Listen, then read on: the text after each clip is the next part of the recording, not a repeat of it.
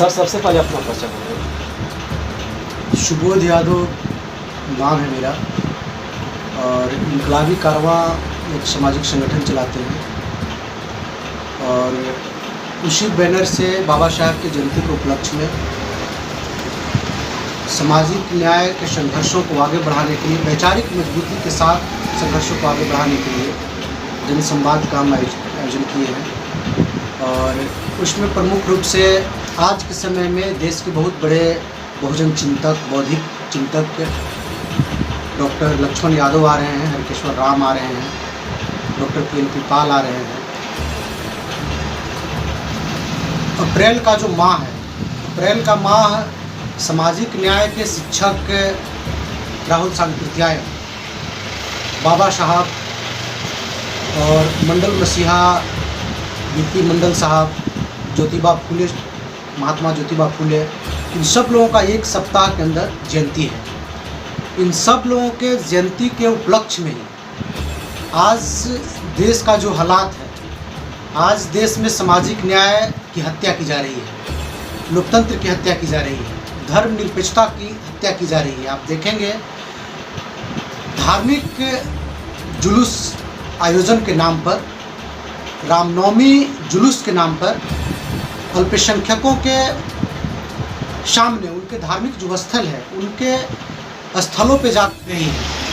आप देखिएगा कि कल जहांगीरपुर दिल्ली में गरीबों के घरों पे बुलडोजर चलाया गया। ये सरकार सामाजिक न्याय का सांप्रदायिकरण कर रही है और गरीबों के घरों पे बुलडोजर चला रही है। सामाजिक न्याय की ताकतों को नृशंस तरीके से कुचलने का प्रयास कर रही है, सांप्रदायिक सौहार्द को खत्म करने का प्रयास कर रही है, ताकि संघ का जो अपना दूरगामी जो लक्ष्य है हिंदू राष्ट्र निर्माण का, वो अघोषित तौर पे कहिए कि हिंदू राष्ट्र भारत को बना ही दिया गया है और उसके हिसाब से जितना जो उनका एक साधु संतों का जो टीम है, साधु संतों के तरफ से हिंदू राष्ट्र निर्माण की बात करवाया जाता है, ताकि यहाँ के जो बहुसंख्यक जो लोग हैं हिंदू कम्युनिटी के, जिसको आप कह ले सकते हैं, जिसमें दलित पिछड़ा सब लोग भ्रमित हैं हिंदू राष्ट्र बनने वाला है, लेकिन हिंदू राष्ट्र में क्या होने वाला है? दलितों के लिए, पिछड़ों के लिए, बहुजनों के लिए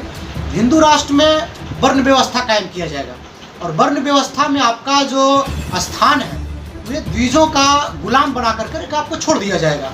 आज से पहले संविधान लागू होने से पहले आप अधिकार जो वंचित, ठीक है ना, आप उसी प्रक्रिया में 90 के दशक के पहले नहीं बल्कि संविधान लागू होने से उसके ढेरों पहले आपके अधिकारों से वंचित कर करके उसी हालात में आपको धकेल दिया जाएगा। ये षड्यंत्र मनुवादी जो संघ भाजपा की सरकार है उसके तरफ से किया जा रहा है। हमारे बहुजन वर्ग को आज के समय में जरूरी है कि उनको जागरूक किया जाए।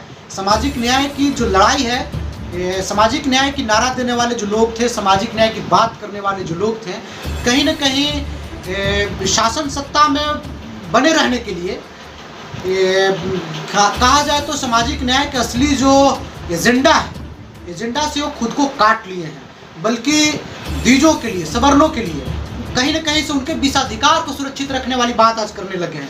इसीलिए उनका बुरा हश्र भी हुआ है। सर एक बार सर, बहुत से लोग जैसे आप सब समझते हैं बहुजन या बहुजन का सर आप समझते हैं, लेकिन बहुत से ऐसे लोग हैं जो बहुजन जब उनके सामने रखा जाता है कि हम बहुजन हैं तो उनका माइंड सेटअप दूसरा हो जाता है कि ये लोग बहुजन जो हैं से चमारों के कहा जाता है या अनुसूचित जाति के कहा जाता है। वैसे लोगों के सर आप क्या संदेश देना चाहते हैं? देखिए, बहुजन जो शब्द है इसकी जो ऐतिहासिकता में जाइएगा तो बहुजन शब्द महात्मा बुद्ध के डिक्शनरी से निकल करके आया है और महात्मा बुद्ध बाबा साहब अम्बेडकर के पहले गुरु थे, कबीर दूसरे गुरु हुए और महात्मा ज्योतिबा फुले तीसरे गुरु हुए।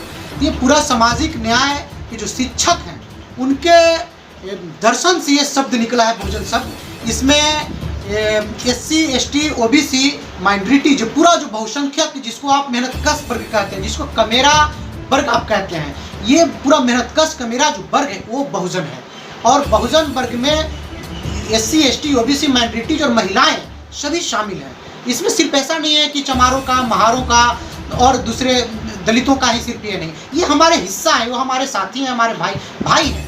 सर एक क्वेश्चन और है सर कि जैसे सर आप बोले कि से वर्ण व्यवस्था, तो बहुत से लोग हैं सर जो कि वर्ण व्यवस्था जानते हैं कि ब्राह्मण, क्षत्रिय, वैश्य और शूद्र, लेकिन जो सर ब्राह्मण, क्षत्रिय, वैश्य, शूद्र हैं, जो शूद्र में जो लोग आते हैं वो अपने आप को शूद्र मानने के लिए तैयार हैं, वैसे लोगों को क्या करें? देखिए, ऐसे बहुत सारे जो बहुजन दार्शनिक हैं वो उनका मानना है कि शूद्र जो शब्द है, जिस तरीके से हरिजन शब्द कहा जाता था कि देवदासियों के बाल बच्चों को हरिजन कहा जाता था, इसलिए बाद में हरिजन शब्द प्रयोग पे रोक लगा दिया गया।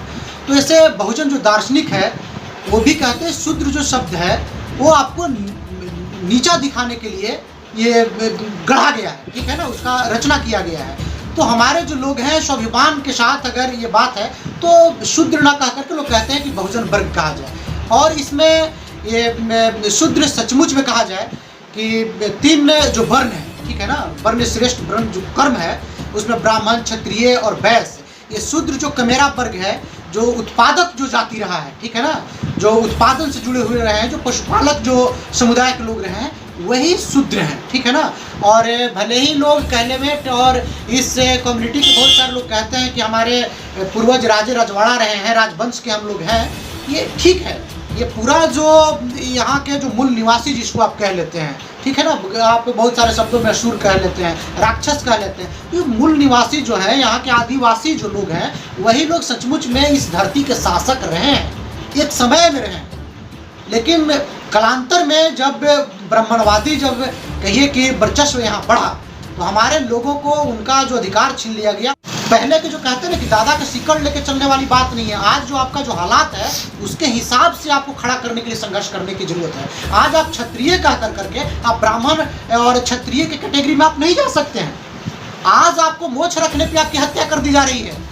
आपके अगर इस वैश्य समुदाय से भी अगर कोई कथावाचक महिला है तो उनको कथावाचन से रोक दिया जा रहा है, ठीक है ना। इन सारी चीज़ों को समझने की जरूरत लोगों को है। आज घोड़ी पर बैठने नहीं दिया जा रहा है। आप रोज देख रहे हैं इस देश में लगातार घटना 2022 में घट रही है। कहाँ आप राजपाट की बात कर रहे हैं? सर एक अभी चल रहा है कि से आप अजान पढ़ेंगे तो हम हनुमान चालीसा पढ़ेंगे। इस तरह से जो देश में जो माहौल बन रहा है, जो देश का माहौल जो क्रिएट किया जा रहा है, सर इस पर आपको क्या अच्छा? देखिए, संघ भाजपा का पूरा जो फोकस है वो संघ वाले लोग तो कह रहे हैं कि अखंड भारत बनाएंगे, लेकिन इस देश के जो हिंदू, मुस्लिम, सिख, ईसाई का जो घनिष्ठ भाईचारा है उस भाईचारा को तोड़ करके अखंड भारत नहीं बनाया जा सकता है। और ये अजान की जो बात है तो बहुत से हम लोग देखें कि हिंदू घरानों में जब सुबह का अजान होता था लोग तो कहते थे कि बाबू अजान हो गया, और लोगों को, बाल बच्चों को जगा करके सब लोग खेती बाड़ी कृषि के लिए निकलते थे और उससे कोई शोरगुल वाली बात नहीं होती थी। बहुत मधुर तरीके से कहिए कि एक आवाज़ लोगों को मिलती थी और जैसे लोग जागृत हो जाते थे, ठीक है ना। तो वहाँ हम ये नहीं कर रहे हैं, पूजा पाठ करने का सबका जो ये संविधान में अधिकार मिला है, अपना अपना ये तरीका है लोगों का आराधना करने का, उसका ही एक हिस्सा है। रही बात अब अजान के बदले हनुमान जी का पाठ करने के लिए हनुमान चालीसा माइक लगाकर उसमें मस्जिद के सामने, ये सिर्फ और सिर्फ ये सांप्रदायिक जो सौहार्द है उसको बिगाड़ने के लिए कैसे हिंदू मुस्लिम पोलराइजेशन होगा, कैसे भाजपा के पक्ष में 2024 के लिए रणनीति कहा जा रहा है। इसमें और कोई मामला नहीं, इसमें आम लोगों को किसी तरीके से कोई लाभ होने वाला नहीं है। आपका शिक्षा चौपट है, आपका रोजगार चौपट है, आप महंगाई से त्रस्त हैं, पेट्रोल, डीजल और पेट्रोलियम प्रोडक्टों के बेतहाशा जो वृद्धि हो रहा है कीमतों में, उससे आप परेशान है। इन सारी चीज़ों से ध्यान भटकाने के लिए ही ये अजान और बाकी सारी चीज़ों जो तिकड़मबाजी किया जा रहा है, धार्मिक उन्माद पैदा करने के लिए ये सब चीज़। अगर लक्ष्मण जी आ रहे हैं तो यहाँ के दर्शकों को सर आप क्या संदेश देना चाहते हैं? हम तो लगातार अनाउंस करवा रहे हैं कि आज के समय में जो सामाजिक न्याय का पाठशाला लगातार पूरे देशवासियों को, बहुजनों को, या कहिए कि द्विजों को भी, अगर वो भी समझदारी, अगर प्रगतिशील हैं, वो भी चीज़ों को समझते हैं कि हिंदू धर्म में ये भेदभाव का जो संस्कृति है वो नहीं होना चाहिए, तो उनको भी समझना चाहिए। वो भी लक्ष्मण यादव को सुनते हैं।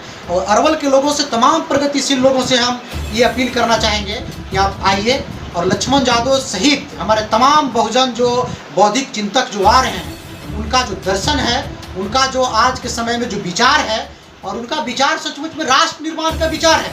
एक तरफ राष्ट्र को तोड़ने वाले लोग हैं, अब एक तरफ राष्ट्र को जोड़ने वाले लोग हैं। एक तरफ बुद्ध, महात्मा ज्योतिबा फुले से लेकर के पेरियार और ललित सिंह यादव से लेकर रामस्वरूप वर्मा और बिहार लेनिन जगदेव बाबू के बात करने वाले लोग हैं, और ये असली राष्ट्र निर्माण के स्वप्न देखने वाले लोग हैं। उस स्वप्न को पूरा करने के लिए हम चाह रहे हैं कि एक वैचारिक मुहिम चलाया जाए, और उस लहर को गति देने के लिए अरवल के लोग इस कार्यक्रम में शिरकत करें। ये हमारा अपील है पूरे अरवल वासियों से।